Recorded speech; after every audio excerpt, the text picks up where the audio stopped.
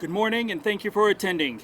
I am Chief Petty Officer Levi Reed with Coast Guard Public Affairs, and I'll be your moderator for today's press conference. At this time, please silence or turn your cell phones to vibrate.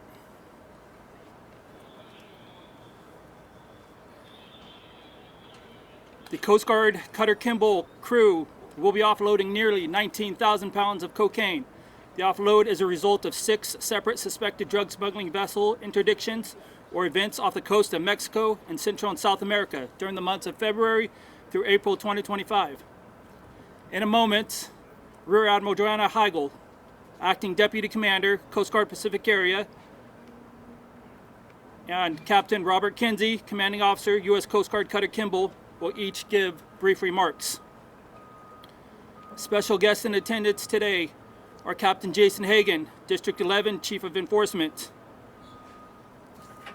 Joe Hathaway, Assistant Special Agent in Charge, Drug Enforcement Agency, Acting Deputy Chief Patrol Agent R.J. Ripple of San Diego Sector, U.S. Border Patrol, Mr. Ron Hope, Deputy Director, Marine Operations, San Diego Air and Marine Branch, Mr. Chris Baroni, Assistant Special Agent in Charge, Homeland Security Investigations, San Diego. Their bios with the correct spelling and titles are in your press kits. If you did not receive a press kit, please find me afterward and we'll provide one. We expect the remarks to last approximately 15 minutes.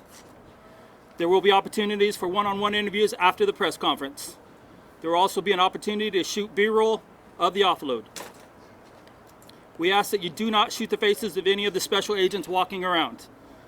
We will also be releasing a multimedia release after today's offload.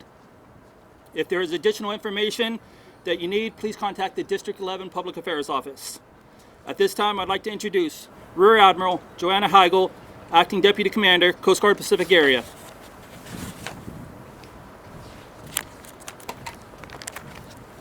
Good morning, ladies and gentlemen. Thank you for joining us today here in San Diego. And I offer a special welcome to our DHS partners and representative from Congressman Vargas's office. Also, Commanding Officer of U.S. Coast Guard Cutter Kimball, Captain Bob Kinsey, and the more than 150 crew members of Kimball who have been deployed for 2 months in service to our nation. Today we witnessed the offloading of 8,500 kilograms of cocaine, nearly 19,000 pounds, worth over $200 million, seized by the Coast Guard Cutter Kimball crew from February to April 2025 in the international waters of the Eastern Pacific Ocean. This offload is just one piece of the large and enduring multinational and multi-agency effort to combat international drug cartels and to deter the flow of illegal narcotics into the United States. Notably, in fiscal year 2025 alone, the U.S. Coast Guard has removed well over $1 billion in cocaine from the Eastern Pacific, and we are not done yet. Every day, American lives, families, and communities are plagued by illicit drugs like cocaine and fentanyl. Violence, corruption, extortion, and instability follow as cocaine and fentanyl move from the Southern Hemisphere towards the United States. To meet and deter the effects of drug trafficking cartels, foreign terrorist organizations, and other criminal networks, it takes a network to defeat a network. The United States Coast Guard leverages a unique and vital set of authorities and capabilities to disrupt the flow of illegal narcotics into American communities, in conjunction with our operational network of federal agencies from DOD, DHS, DOJ, as well as other state and local partners. Today we are offloading cocaine, but I assure you that the Coast Guard, your United States Coast Guard, is also deeply focused on operations to combat illegal fentanyl threatening the United States. Just as we are increasing operations to interdict, seize, and disrupt transshipment of cocaine and other bulk illicit drugs threatening the United States, we are also focusing operations and activities in U.S. ports to interdict, seize, and disrupt illegal fentanyl production and trafficking. The U.S. Coast Guard is both part of the Department of Homeland Security, protecting our nation, and also a military service that is part of the joint force defending it. We are in lockstep with national objectives to ensure border control and territorial integrity as we interdict, seize, and disrupt illegal narcotics production and maritime trafficking.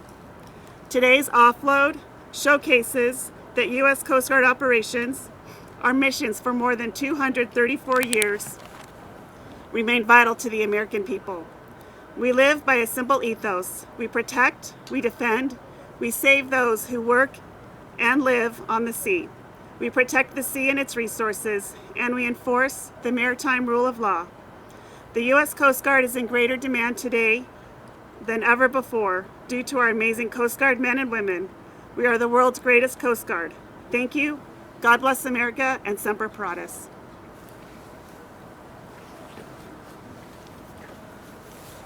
Thank you, Admiral Higgel. Now we'll hear from Captain Kinsey, the commanding officer of the Coast Guard Cutter Kimball. Thanks, Chief. All right, thank you and good morning and welcome on board Coast Guard Cutter Kimball. Good morning, Admiral Higgel and leaders representing Department of Homeland Security, Department of Defense, Department of Justice, and members of the press. It's a privilege to stand before you today to highlight the outstanding work of the men and women of the United States Coast Guard Cutter Kimball, United States Coast Guard Cutter Forward, the Joint Interagency Task Force South in Key West, Florida, Maritime Patrol Aircraft from our Customs and Border Protection brothers and sisters, aviation detachments from U.S. Coast Guard Tactical Helicopter Interdiction Squadron, our small unmanned aerial aircraft, and deployable special force teams from U.S. Coast Guard Tactical Law Enforcement Team South and Maritime Safety and Security teams. When you combine the incredible capabilities of these assets, and more importantly, the talents of the dedicated professionals that come together, you get what my crew and I call a cartel's worst nightmare. Once you put these assets and this team on a target of interest, there is very little that the adversary can do to escape. Behind me, you see the tangible result of a joint and interagency task force package crewed by dedicated professionals that came together to interdict over 9 tons of pure cocaine, denying cartels an estimated $215 million in profits. The significant offload represents more than just the seizure of illicit narcotics. It underscores our tireless efforts of my crew and our partners in safeguarding our nation's maritime borders and disrupting the flow of dangerous drugs that fuel violence and despair in our communities. Every single bale behind me was interdicted through the vigilance, skill, and sheer determination of these Coast Guard men and women. I'm immensely proud of their teamwork, from the moment a potential threat is identified to the successful boarding and apprehension. It's a coordinated effort that demands seamless communication, precise execution, and an unwavering commitment to mission success. From stem to stern, from beam to beam, from top to bottom, there is no part of this ship that isn't a vital part of every interdiction. Day in and day out, often in challenging conditions and far away from home, they rise to the occasion, and they embody the true spirit of our Coast Guard. Furthermore, it's crucial to understand that our mission extends beyond just the mere interdictions. Our crew also bolstered important international partnerships with law enforcement members from the Mexican Navy, who provided 2 observers that sailed and operated with us throughout this whole deployment. While in Panama and alongside our DoD brothers and sisters aboard the USS Chosin, we hosted Secretary Hegseth and our DoD partners, and spent time conducting subject matter expertise exchanges with more than 40 members of Panama's counter-drug enforcement teams. Together with these partners, we're actively engaging in countering maritime narco-terrorism, a threat that seeks to exploit our maritime domain for illicit activities that destabilize regions and endanger American lives. By stopping these shipments, we are denying these criminals' networks the ability to operate in the maritime domain and inflict harm. The pride I feel for our crew is immeasurable.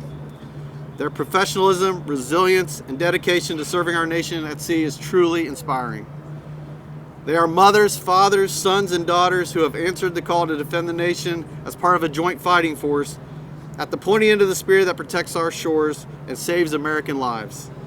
This offload is a testament to their hard work, their commitment, and their unwavering spirit. We remain steadfast in our commitment to continually hardening and sustaining enhanced maritime security operations, and we will continue to work tirelessly with our partners to disrupt these criminal enterprises and protect our nation. Thank you.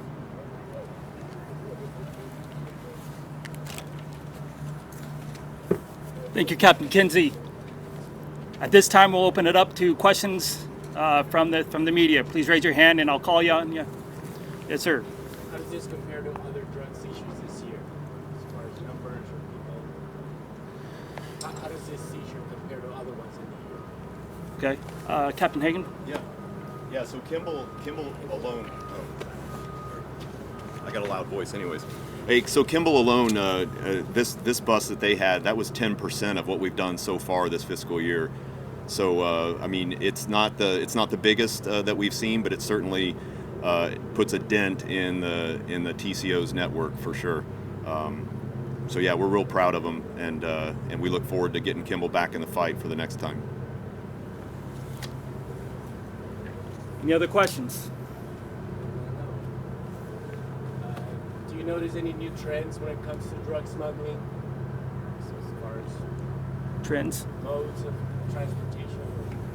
Yeah, I would say the trends have remained particularly the same. The smugglers do get smarter; they try to change their tactics, but as both Admiral Higgel and Captain Kinsey has already mentioned, it's a real network of things happening behind the scenes. Everything from just detection and monitoring with intelligence to cutters like the Kimball on the tactical edge doing the interdiction.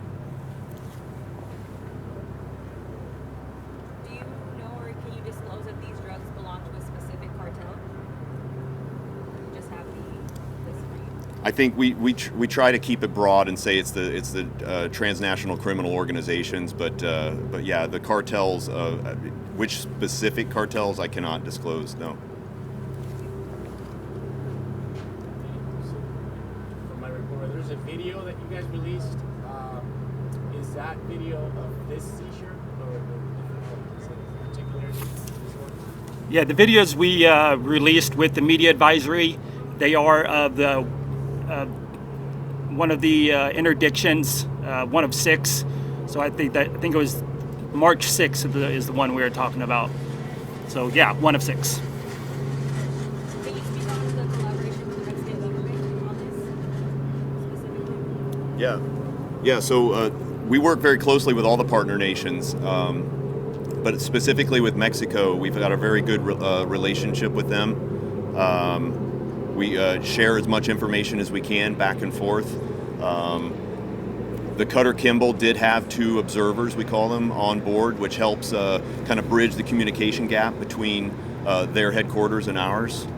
So we will continue that partnership with Mexico because we're all after the same common goal of getting after the illicit activity that happens there in the Eastern Pacific.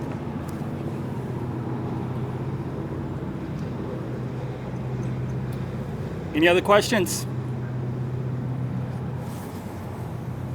All right, at this time, this is the end of the press conference. We will provide a few minutes for one-on-one interviews. Thank you.